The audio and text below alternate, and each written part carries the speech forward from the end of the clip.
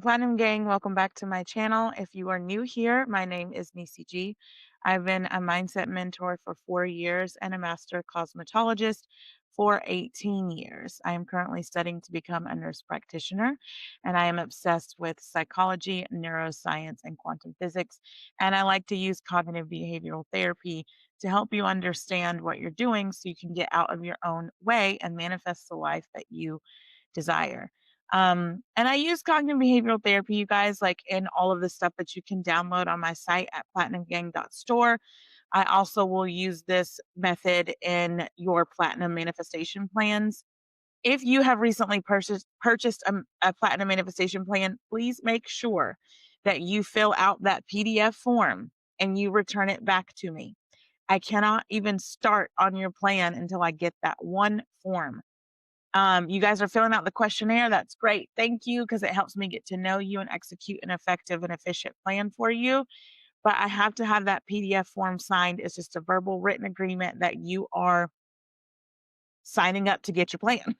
So I have to have that from you.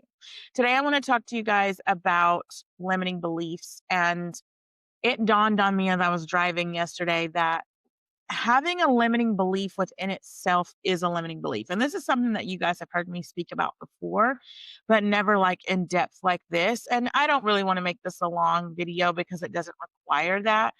But you thinking that you have these limiting beliefs is a limiting belief. You are a limitless being, meaning, meaning that there is no limitation, there's no limit, there's no cutoff to how far you can go. When you recognize this, it takes that pressure off. It takes that weight off to like have to perform for something or someone in order to receive. At least for me, it did.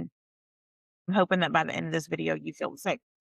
But if you're someone who's like struggling with like, okay, I have a limiting belief about this, I have like, because what you'll do is you'll start uncovering these beliefs that will lead you to another belief and another belief and another belief. And then you'll just be down this damn rabbit hole of limiting beliefs. But there's no limitation except for you in your mind. So if in your mind you're telling yourself, well, I have a limiting belief about money, I have a limiting belief about love, I have a limiting belief about work, then you're going to perform and do things as if you have limitations. But if you say, like, I don't have a limiting belief around anything, there is no such thing as limiting beliefs, then you won't. It's called the law of assumption, and I like to call it the law of your assumption, the law of my assumption, because it's detailed to each individual, depending on that individual's perspective. Because you are consciousness expressing itself through different perspectives, through different lenses of life, right? It's all one consciousness, but I'm experiencing it from my perspective. You are experiencing it from your perspective, so on and so forth. So we're going to call it the law of your assumption. And if your assumption is, I have this limiting belief, I can't do this, I need to know how to execute blah, blah, blah, blah, X, Y, and Z, da, da, da, da, all the stuff, then you are going to assume that to be true. When you assume that something is true, you're going to behave as if it's true.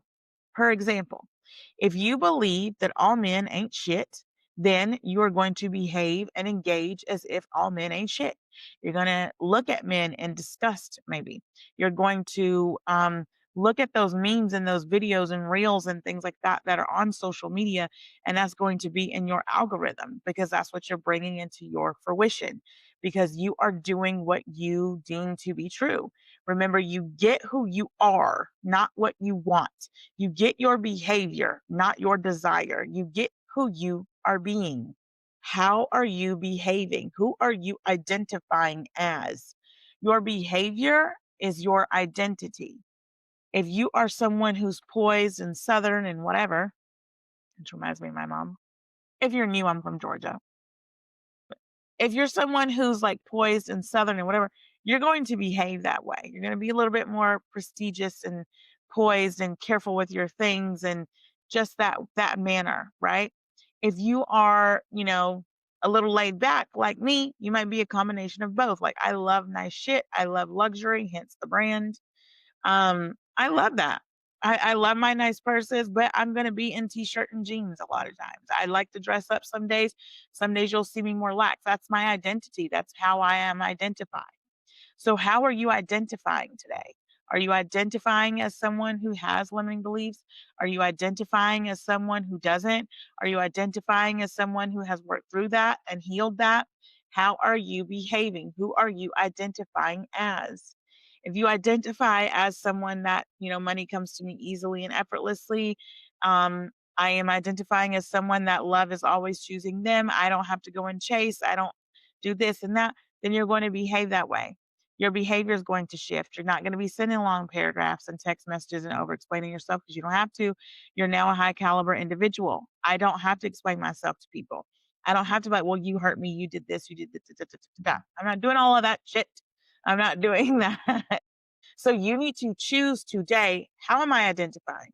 And if you need to pause this video and write that down, how am I choosing to identify today? What does the new version of me do once you choose your identity? Are you someone who is, their bills are paid on time, you have them on auto pay, you save effortlessly? What does that look like? Who are you identifying as? Write that down. Once you figure out your new identity, what does that version of you that you are currently behaving as do that this new version of you would not do? If you are identifying as someone who has better finances, you're not going to be so like stressed out about your finances. You're going to move your money where you need to move it because that's going to be beneficial for you to do that. A lot of times we think, especially when it comes to manifesting money, we tend to think that like, oh my God, if I manifest, if I manifest, I want to save money and I don't save my money, like, where am I going to get the money to save? But the key is that that money is going to come from unexpected sources once you learn to respect the money that you have now. People that are wealthy really respect their money and it's an energy. You're not treating money as if it's a tangible object. And you guys have heard me say this a million billion times. You're treating money as it's a person, as you have a relationship with it. If you're constantly talking crap about money, money doesn't want to be around you. I don't want to be around your ass. You're talking about me, right? The same thing it goes with money. Respect the money that you do have. If you only have $200 to your name and you're like, oh, Niecy, well, I got to hold on to this $200 because I have to be able to pay my bills and this is the only money that I have, you can put back $5 a day.